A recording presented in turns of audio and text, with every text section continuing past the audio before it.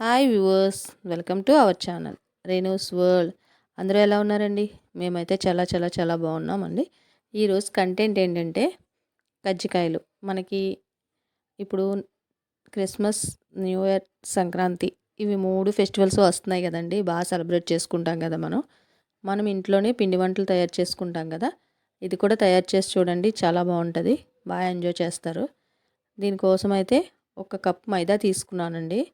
అందులో 2 tea spoons upma రవ్వ, సుజీ వేసుకొని అందులో కొంచెం సాల్ట్, మనకి ఎంత అనేది మన పిండి బట్టి, మన క్వాంటిటీ బట్టి మనం వేసుకుంటాం సాల్ట్. నెక్స్ట్ అందులో నేను బటర్ని కరిగించి వేసానండి. ఈ కజ్జికాయలకి బటర్ ఫ్లేవర్ చాలా బాగుంటుంది, ఒకసారి ట్రై చేయండి. చాలా అంటే చాలా ఇష్టపడతారనమాట. చూడండి, బటర్ వేసిన తర్వాత కలుపుకుంటే ఆ పిండి వచ్చేసి మనం ముద్ద చేస్తే ముద్దలా ఉండాలన్నమాట. అలా కలిపినంత వరకు మనం నెయ్యి బాగా కలుపుకోవాలి అందులో. తర్వాత వాటర్ పోసుకొని పూరి పిండి ఇలా కలుపుకొని సైడ్న పెట్టుకోవాలండి. ఇప్పుడు నేను నువ్వులు 1/2 కప్పు నువ్వులు తీసుకొని మధ్య మధ్యలో నీళ్ళు స్ప్రే చేస్తూ చిలకరిస్తూ కొంచెం వేయించుకున్నాను అనమాట. అంటే మామూలు నీళ్ళు వేయకుండా వాటిని ఫ్రై చేసుకుంటే కనుక మాడిపోతాయి.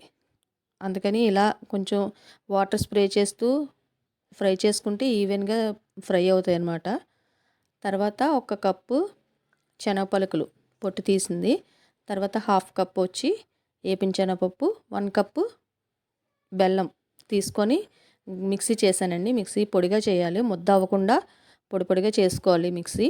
ఒకేసారి తిప్పుతూ ఉంచేయకుండా ఆన్ ఆఫ్ చేస్తే ఇలా పొడిగా అవుతుంది అన్నమాట. చేసుకున్న తర్వాత అందులో కొబ్బరి పొడి వేసి 1 కప్పు ఎండు కొబ్బరి వేసి సైన్ పెట్టుకున్నానండి. ఇందాక మనం పూరీ పిండి కలుపుకున్నాం కదా, దాన్ని చిన్న చిన్న బాల్స్గా చేసుకొని ఆ బాల్స్ని మనం పూరీలాగా, చిన్న పూరీలా ఒత్తుకోవాలన్నమాట.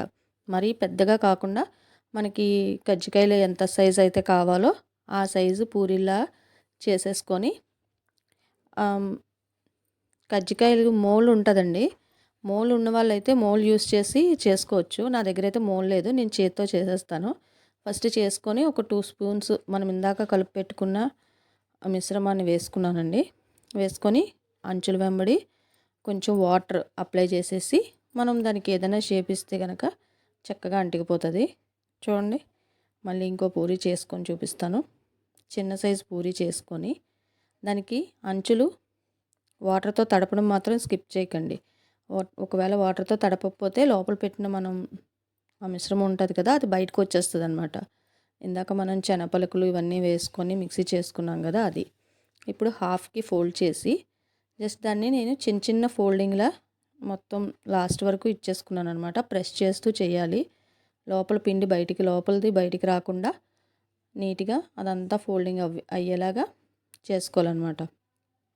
ఇలా చేసుకుని అన్నీ ఒకేసారి చేసేసుకొని అప్పుడు ఫ్రై చేసుకోవచ్చండి. ఒకటి చేసుకొని ఫ్రై చేసుకోవసరం లేదు.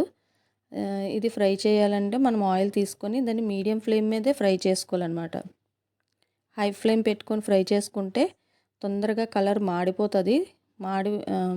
కలర్ వచ్చేసిన మనం తీసి పక్కన పెట్టిన వెంటనే ఎక్కువ హీట్లో వేడి చేస్తే కనుక, ఫ్రై చేస్తే కనుక తొందరగా అవి మెత్తబడిపోతాయి అన్నమాట.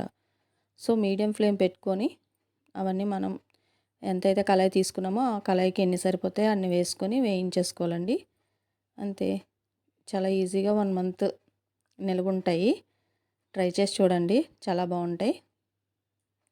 వీడియో లాస్ట్ వరకు చూసినందుకు చాలా చాలా థ్యాంక్స్ అండి.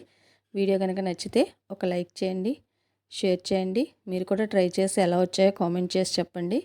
ఫస్ట్ అయితే ఛానల్ సబ్స్క్రైబ్ చేసుకోండి. సబ్స్క్రైబ్ చేసుకున్న తర్వాత గంట సింబల్ని ప్రెస్ చేయడం అయితే మర్చిపోకండి. గంట సింబల్ని ప్రెస్ చేసి ఆల్లో పెట్టుకోండి. థ్యాంక్ యూ సో మచ్ అండి. చూసారా, నా దగ్గర ఉన్నవన్నీ నేను అన్నీ వేయించేసుకొని నీట్గా పెట్టుకున్నానండి. ఇవి ఒక 1 మంత్ అయితే నిల్వ ఉంటాయి అన్నమాట.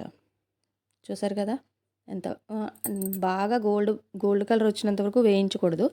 లైట్గా వచ్చిన తర్వాత తీసేస్తే బయటకు వచ్చాక గోల్డ్ కలర్ వచ్చేస్తుంది అన్నమాట. సర్వేజన సుఖినో భవంతు.